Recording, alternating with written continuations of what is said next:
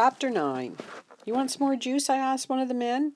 He held his plastic cup up in answer. I poured, trying to keep the flow of juice in the middle of the cup that was violently shaking in his hand. I stopped when it was half filled. I didn't want it to get too full, lest to clean up if he spilled it. It was different being out here among the men, walking between the tables instead of serving the food from behind the counter. The counter job was being filled tonight by 3 middle-aged, friendly, smiling lady volunteers.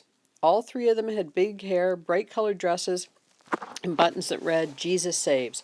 Apparently, judging from the jewelry they were all wearing, Jesus had been saved for diamonds and fancy earrings. How stupid, wearing things like that down here. Even more stupid than wearing fancy running shoes. Mac had made no secret to me of what he thought of those volunteer ladies and their Jesus buttons. He hated people like that, those do-gooders. He also said regardless of what he thought, he did welcome their helping hands and the money that might flow from their church. I could have seen Berta working here, helping out. Part of me thought that would have been cool, to work beside her. The bigger part of me didn't want her anywhere near this place. She wasn't equipped to deal with this sort of situation. Berta was just too gentle and kind, and I would have had to spend all my time watching out for her. I wondered if that was how Mac felt about me. Not the gentle and kind part, but having to watch out for me. I scanned the room until I found Mac. He was standing just off to the side, watching. I wasn't sure if he was there to protect the church ladies from the men or the men from the church ladies. Both. With them serving, my job was to clean off the tables, top up the drinks, and even hand out some extra buns and apples that had been donated and would go stale and bad if they weren't eaten soon. At first I'd been nervous doing the new job. It was different, more exposed, and that made it seem more dangerous. At least that's the way it felt. Serving food had kept me a countertop removed from everybody, and while holding a serving spoon or spaghetti tongs wasn't like having a gun in my hands, it somehow seemed better than simply having a pitcher of juice to defend myself. As I walked around, I was completely ignored by some of the men, while others were friendly and polite. One guy acted like he knew me, like we were long-lost friends. That was particularly strange, since I knew that I'd never seen him before. I was keeping one eye open for Sarge to arrive. So far, no sign, but he'd come late the last time as well. Mac had told me that there were times when Sarge was here every night for weeks at a time. Then he wouldn't show up for even longer. I just hoped this wasn't the start of one of those disappearing acts. It was okay if he didn't show up tonight, or even for a few days, but longer than that wouldn't work. I'd started to wonder if I'd get away with faking an interview. Who would know if I just pretended to talk to him? No, Mrs. Watkins was pretty smart, and she's seen right through it.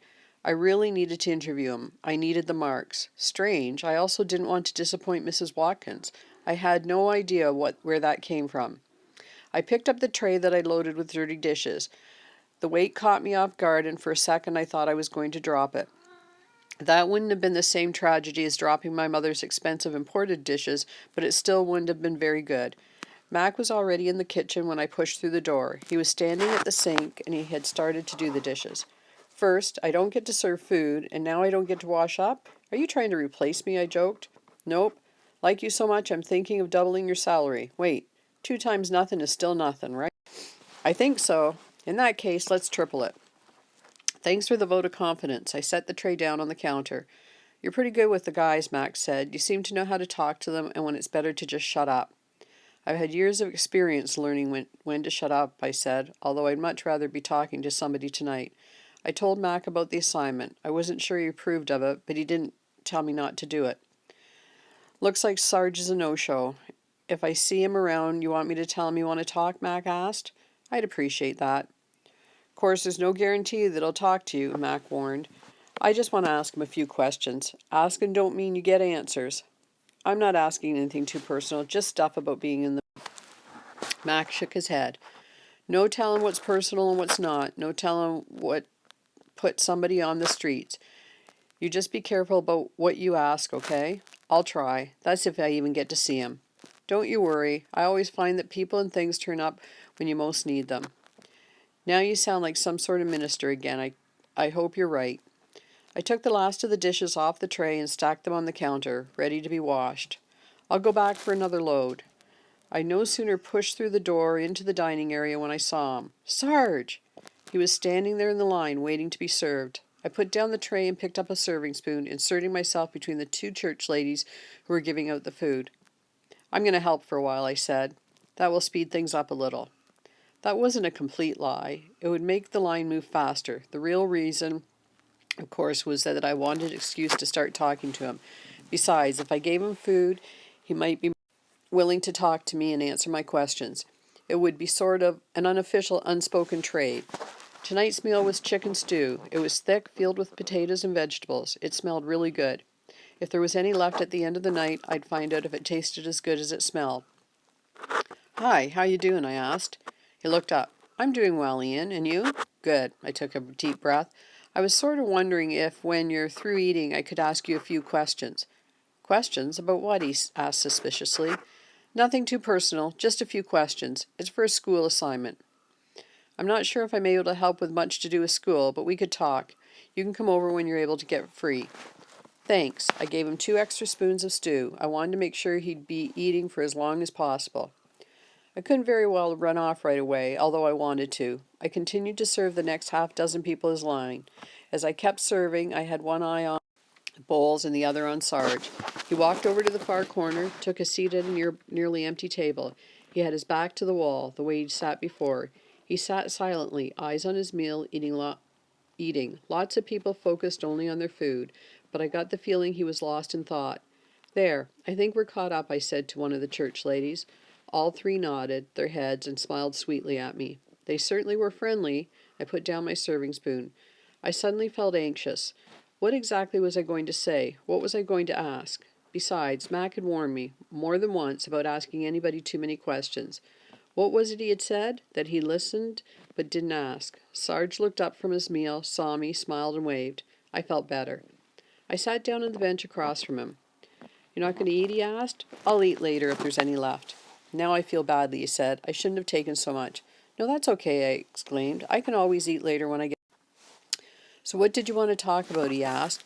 I couldn't help noticing he smelled like alcohol. I'd never noticed that before. "It's about being homeless." "Is it about being homeless?" "No, it's about being in the armed forces." "Why would you want to talk to me about that?" he asked. "Well, I thought... Mac told me that he thought you used to be in the military," I stammered, now feeling embarrassed. "Why would he think that?" "I guess because of what people call you sometimes. Sarge," he said. "I thought Mac thought that because they call you Sarge, you were in the military, and I have to try to interview somebody who was in the army. I'm sorry for bothering you." Feeling flustered, I started to get up, but he put a hand on my arm, holding me in place. "You can interview me. I was in the military." "You were a sergeant?" He nodded his head. "Special ops. I was trained in many things, including unarmed combat." "That's why you're able to take on those thugs so easily?" "Technically, I wasn't unarmed. I had an iron bar, but that's the idea behind the training."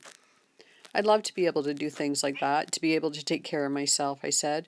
"If you're smart, you just stay away from places where you might need those skills. Either that or you join the army and get the training." I laughed. "You think joining the army is funny?" he asked. "No, of course not," I exclaimed. "I just never thought of it, that's all." "Maybe you should." This led straight into my questions. "Would you recommend the armed forces as a job for somebody to pursue?" He thought for a moment. "I think there's a need for people to become part of the military. It is a career that involves honor, a job where you can help people." I got slightly out of my seat so that I could pull a pen and piece of paper out of my back pocket. I unfolded the paper and flattened it out so I could read the rest of my questions. "How long were you in the military?" "Almost 24 years. "Wow, that's a long time." "It didn't seem like it. One day I'm in the military college, and the next day I'm sitting here talking to you. The time just went." I looked at the next question. "Why did you decide to join the military?" "I always knew what I was going to become. My father was in the military and his father before him. I grew up on army bases." I scribbled down his answer. "People often chose the same career as their parents." "What does your father do?" he asked. "He's a businessman," I said. "He was more than just a businessman. He was the CEO of one of the biggest companies in the city. I just didn't want to mention that." "Then perhaps you'll become a businessman too." "Maybe," I said, although I doubted it. I didn't know what I wanted to be, but I was certain I wasn't following in the footsteps of either parent. "Wouldn't be a bad job," he said. "At least you could spend time with your family." Obviously, he didn't know much about businessmen, or at least my father's style of being a businessman. I felt myself getting angry as I thought about my father always being at work. He really didn't have to be gone so often. He could spend more time with us if he wanted. The angry feeling surprised me. Usually it just didn't bother me anymore. Me being gone on assignment in far-flung foreign countries was hard for my wife, he said. I didn't know you had a wife. I did. I guess I still do. I didn't know what to say to any of that. I felt embarrassed and sad and terrible for even bringing it up at all. I looked down at my paper. You know, when I decided to enlist, my father said something to me, something I will never forget. He said that I must go into this not expecting ever to be thanked, not by the government or civilians, and not even by the army itself. No one would ever recognize the nature of the sacrifices that I would make, he said. I scribbled down his answer, not even understanding it, not knowing if what he was saying made any sense. You said you were stationed in different places. Where? I asked. We lived in bases across the country from one coast to the other, both when I was growing up and then when I enlisted myself. It's hard to move, leave behind friends, but it's the way of the military. We're studying Canada's role as peacekeepers. Were you ever part of any peacekeeping mission? I was, he said. I proudly wore the blue beret of the United Nations. It was a sacrifice for me, but more for my wife. I would be gone for 3 or 6 months or even longer. That would be hard. My wife had to make do without a husband for months on end. Of course, there is always the worry about something happening. I was surprised by how many soldiers have been killed in peacekeeping missions, I said. He gave me a questioning look. I've been reading about it for my civics course. Canada has had over 100 deaths, I explained, and many more people injured or maimed for life. Legs blown off by landmines don't grow back, he paused. You've read about it, I've lived it. Seen the deaths, seen the injuries. People I served with, people who were my friends. But that is to be expected. A soldier must be willing to sacrifice his life for his country in times of war, and there is a very thin line between peacekeeping and war. A very thin line. Where were you stationed? I asked. It seems like everywhere. 6 months in Bosnia, after the fall of Yugoslavia, Haiti, the Middle East, and on 2 missions, and finally in Rwanda. Rwanda in Africa, I said, but I wasn't completely certain if it was there or South America. Central Africa, the Great Lakes region. He slowly shook his head. What a tragedy. What a great tragedy. What was a tragedy? I asked, wondering if a friend was killed there.